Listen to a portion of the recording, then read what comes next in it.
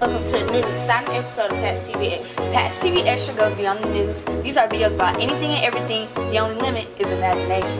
All these videos are produced by me and Christy. Today on Pat's TV Extra, we have Kylie tells us about Madison, her lifelong love of dance. Madison shows with us her talk with Kylie about her interest in theater. Melody interviews her grandma and talks about her interest in life that she has had.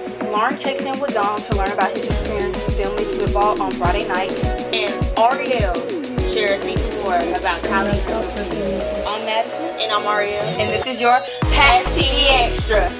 As football season is rolling in, everyone's enjoying the Friday night lights. But what about the ones who can't? We have a man who brings their games home to you, Donald Falls. But I can't miss you if you're always around. Hello here. Today we have Donald Falls, the cameraman for Hillcrest High School. I'm going to ask you a couple of questions about being the cameraman. So far this year, what has been your favorite game this season? I think in terms of like, from my broadcasting perspective, probably Brookwood. And then like, game-wise, probably Pike Road. What makes that your favorite game? Well, on top of that, Brookwood Stadium, this is my first time going to Brookwood, and you know, on top of like the bad service out there, their stadium is really nice. Like the surroundings are really beautiful.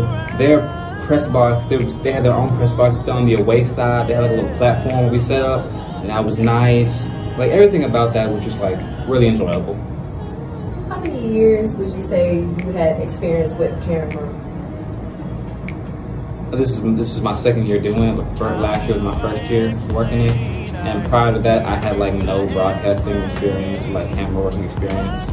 I would say being a cameraman at football games is the easiest job out there. Would you consider it the same? If you're talking about specifically amongst the broadcast network, yeah, I would definitely agree.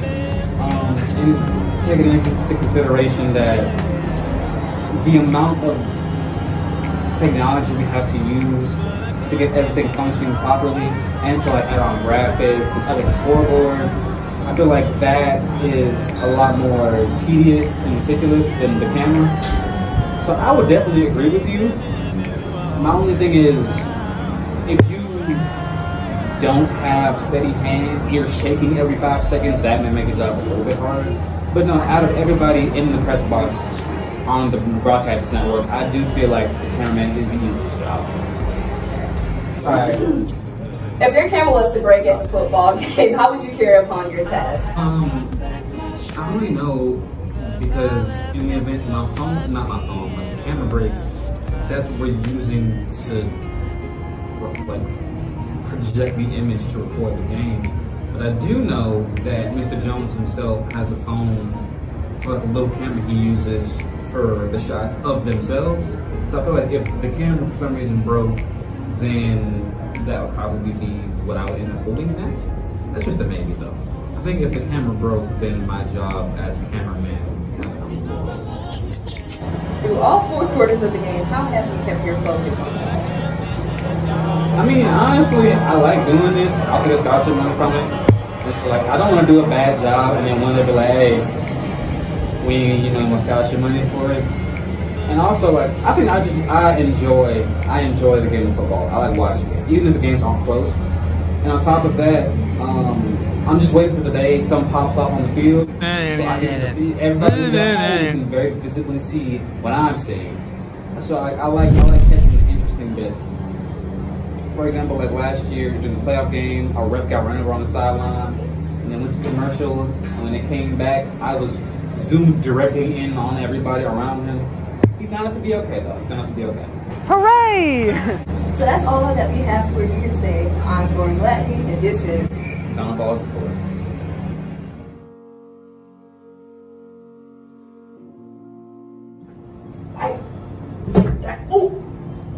Lauren.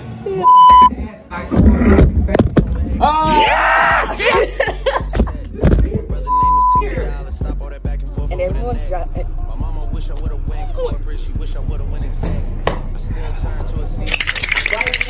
My bad. They only giving +1, so I never put Wait, it's like from football season is rolling in.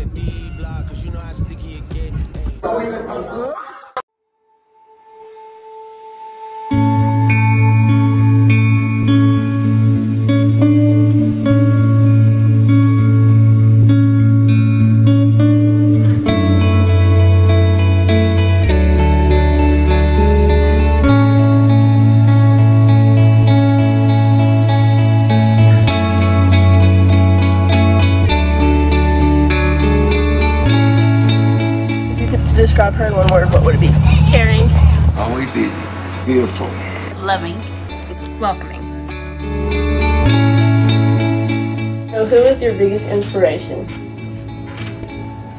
Well, I grew up in a family of 6 children, and I was the baby. So I inspired myself. I can do all things through Christ too. So I think I truly inspired myself. What was your favorite job you ever had and why? I've always wanted to drive a truck. My second husband drove a truck, so I decided I was going to drive a truck.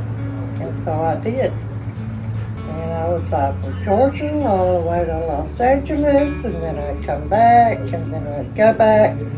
So, but I think any of the jobs I had, I'd done my very best at. How many years did you work at that job? I worked at that job about 3 years and had my youngest son, so I come off the road in Rice Hospital for about 8 years. I worked at Hartnell Hospital. You remember me? So that was about 3 years, and I helped the company lay asphalt. I've done that for about 2 years. So I had all kind of jobs. I worked as a waitress. What was your first job? I graduated from school, but I went to work as a waitress at the Shell truck stop. I worked the English shift, and I had to be trained. I've never waited on people except my personal family. So that was, you know, it come in handy, but my first day on the job, I was toting 3 bowls of chili at one time. Oh no. To a round booth. And just before I get to the round booth, my foot slips on something in the floor, and I put all 3 bowls on the table. And the drivers were scrambling out of the booth, and I said, I quit.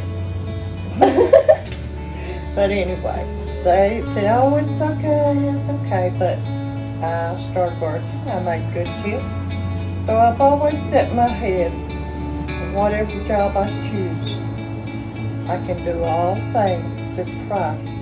He's the love of my life now. 74 and have no regrets. Don't let things get you down. Keep holding your head up. You told me all the time. Walk straight. Somebody. You don't have to bow down to somebody. Addison Sanaa, the wonderful dancer that started at 4 and is working her way up to stardom. But where did she start? How did it happen? And how long will she continue to dance? Find out more on this video in Pat's TV Extra. Get into dance and make you love, like, kept your love for it. Okay, so I started dance at 4 and taking a little baby class. It was so fun. Just watching all the little kids have fun. And this one teacher, Miss Kristen, shout out to her, you know, she just taught me so much, and like to never give up and like keep going, because you know what can come after. That what your teacher said to you was really memorable for you. Do you have any tips to help any other kids who would want to pursue? Yes. If you don't know the combo, or you don't know what you're doing, you know, just keep going, because like they're not going to care about the combo. They just want to see how you dance, how you get down, you know. Just keep going, because I mean, dance is just having fun at this point. It's not really who's better, who's, you know, just have fun, just dance, you know. Learn different styles, you learn something new every day. So yeah.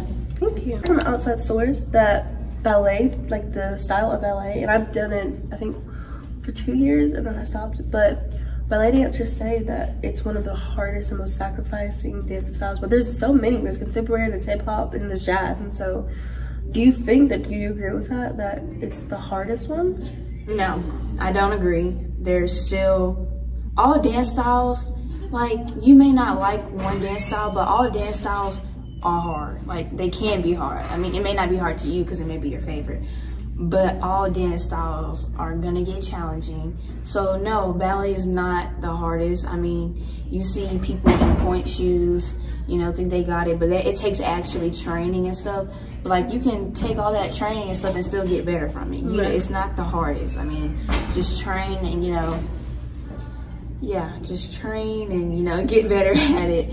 And yeah, because it's not the hardest. I mean, we can all do it. Just, you know, put in the work. I heard from a statistic that 80% of choreographers and dancers are men. So, do you agree with it? Should it be more women, or do you think different about it? It's not more men than women. It's actually, I mean, for real, it'll be more women than men, because mostly you don't really see men dancing. Like, you really don't. But like, where I have seen, like for me, I've seen a lot of men. Well, like, it's basically like half and half. So like, you'll see like a mentor and a female mentor. So like, I really just think it's just half and half, you know? I mean, it doesn't affect anything. I mean, we're all dancers, you know? So yeah. What style would you say is your favorite style of dance? Because mine is ballet. I've loved it so much, but what would you say yours would be? My favorite style of dance would actually be contemporary. Really? Yes. Because, like, you know, it's like something with contemporary, it's just like make you move in the music, you know, feel the music and stuff. But yeah, that would be my favorite one. Because, like, I started, like, I did not like contemporary. I don't say hate because, like, I don't like the word hate, but, like, I hated contemporary. But, you know, now I like it because, like, you know, I have gotten to the point where, like, I have been able to be comfortable doing and going across the floor and improvising by myself and, like, you know, just go for it. You said that you generally don't have a problem with any of them, though. Can you explain and go into depth of why you like them all equally? Is there something about it that, yeah. Actually, I like, well, you know how you said I like all styles of dance. I trained in every single style, every single week, every single day of the week. So, like, you know, I have gotten used to it, and, like, you know, I have liked all of the styles. So, you know, it's just, you know, simple for me. And, you know, I could just, you know, I started to like them ever since I was a little kid, because I trained in every single style ever since I was 4. So, you know, that's why I'm just used to doing them. And, you know, I just automatically just like them for some reason. I don't know, but yeah. Did you really find your confidence in dance? Okay, I'm gonna be real honest with you. There was one time we had an improv class, and like that was my first time taking it. So, like, back when I was like 11 or 12, that was my first improv class. We had to go one at a time. I was so scared, but like, she was like, just do it, just go. Like, just do anything, you know?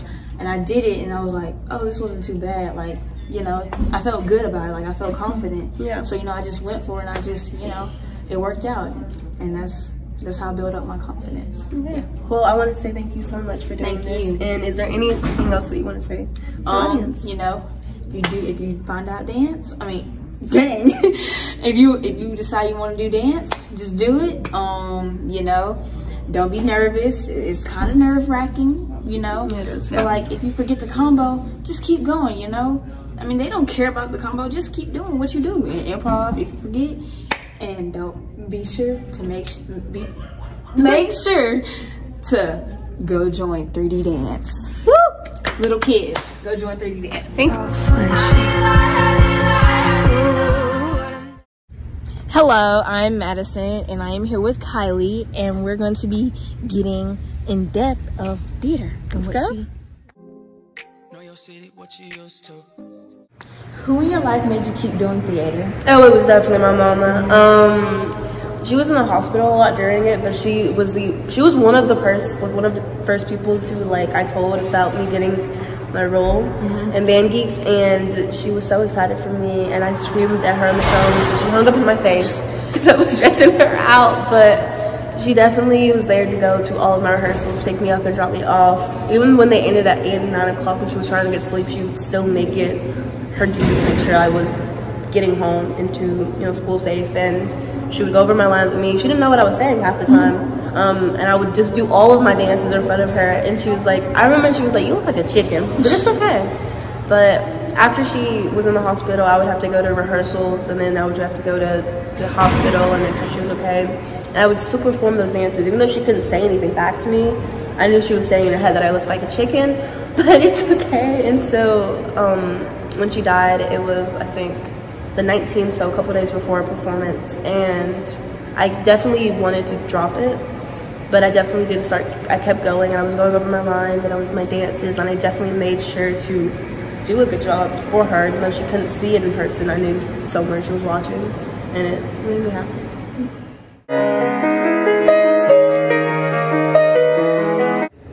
What do you like and dislike about theater? How does it make you feel? I love theater because the emotion and how much, it doesn't matter what kind of emotion, if it's pain or if it's happiness or sadness or anger, it really does not matter. It's the love that you can have for it, and all of what you feel gets put into theater. Something I don't like is the rehearsals, or it's not even rehearsals. It's when we have to stay out there for so long, and I know it's to help the show, but 8 and 9 o'clock, I tell you, I've been to so many rehearsal practices that makes me want to, like, I've fallen asleep on the rehearsal floor because I was so exhausted, but it all comes together in the end, and it's a very beautiful experience at the end to watch. Just to be a part of and to see it happen in your eyes is so beautiful. So.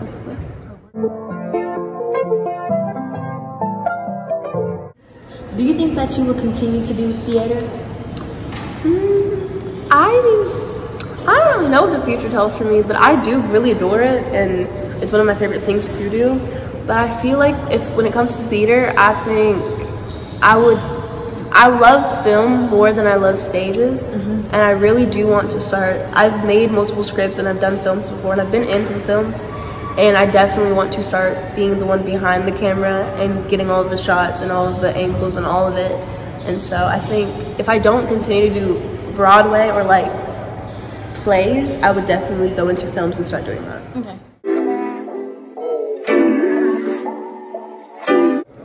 How do you bring something new to the production when you perform? I really think it depends on the characters. I mean, we've done so many productions over and over again, like Shakespeare. We do it every single year. And so there's probably been someone who's played Beatrice before me, but the motive and the love that I have behind the character really does depend on what I do. And so her motives changes because her personal experience goes with my personal experience, and they kind of intertwine in a sense. And so I think it really changes the perspective of her character. Okay.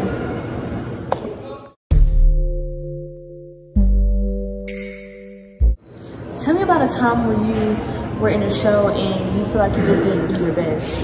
Well, there's never really been a show, but I can definitely say during rehearsals, during Band Geeks, there's so many different choreography. Even though I've done dance for a really long time, doing so many, you have to remember so many steps with theater, because it's not just knowing your number and knowing your counts and knowing your placing. It's knowing your placing, blocking lines, if you have any, where everything goes and where everyone goes, because we do multiple dances. I think we did about, I want to say about 5 dances, 5 or 4 throughout the entire show, which is so much blocking to remember in your head. And so it was definitely multiple times in the rehearsals that I felt like I could have done better, but the show turned out to be really good, so yeah.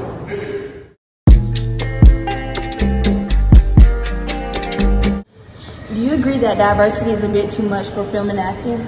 I think for the longest time growing up, I never got to see me in theater.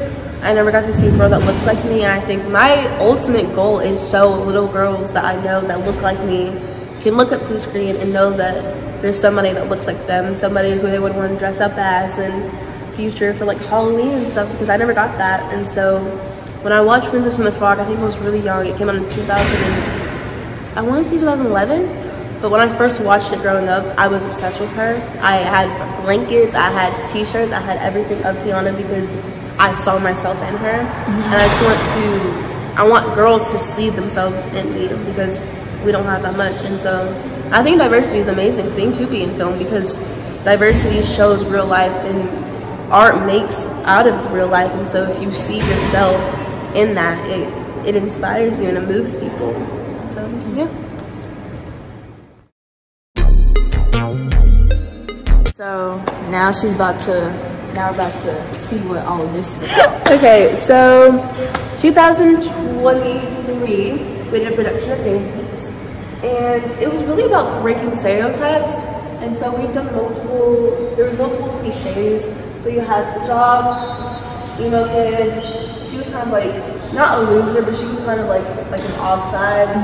He was mainly like a dork, and it was really about breaking stereotypes in everybody could be, in a sense, like a band geek, and everyone could be who they want to be without feeling pressured to, you know, fit into those stereotypes. But I played a band member, and I think I named her Celeste or something, but she was my favorite, and I loved playing her, and I really enjoyed it. And I want to thank everyone who did work for this production, Miss Lindsay, Mr. Jones, our costume designers, our choir teachers, everyone who's put so much work into this, because we really did make an amazing performance. And I also want to thank everyone who came to go see it last year.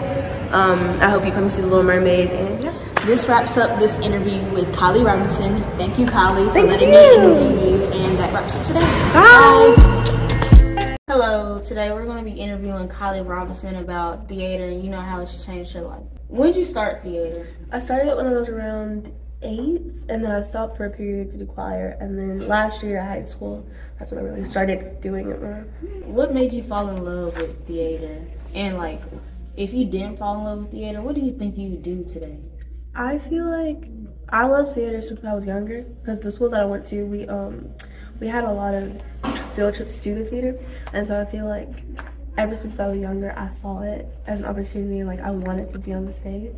But honestly, if I didn't do theater, I would love to become a lawyer, because I love helping people. I saw you said that when you was younger, you used to go to the theater, and you know, y'all used to watch the shows. I was gonna ask you about that, but how did those shows impact you to, you know, want to do theater even more as you got older? It was in a sense of just seeing them up there, and like the lights, the makeup, and all of the outfits, and how passionate they were about that one topic. It was just so beautiful to me, and so I really do enjoy it. How has theater, you know, changed your life for the better or worse? Well, I've been doing theater since I was really young, like about 8. And my mom, she used to take me to all of my rehearsals and everything, even if she didn't feel like it, because she never did. But she'd always do it for me. And so once she died, I kept going on and kept doing it for her in a sense. So the legacy of what she'd done for me doesn't, you know, die out. Some would say, you know, theater's boring, it's unentertaining. What's your perception of that?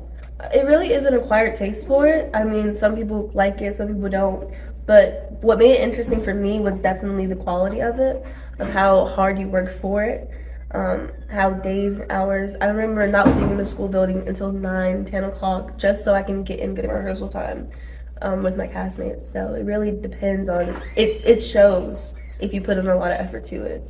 Tell me about a moment after the show where you knew, like, yes, I want to do this. You know, this is my drive. This is my passion.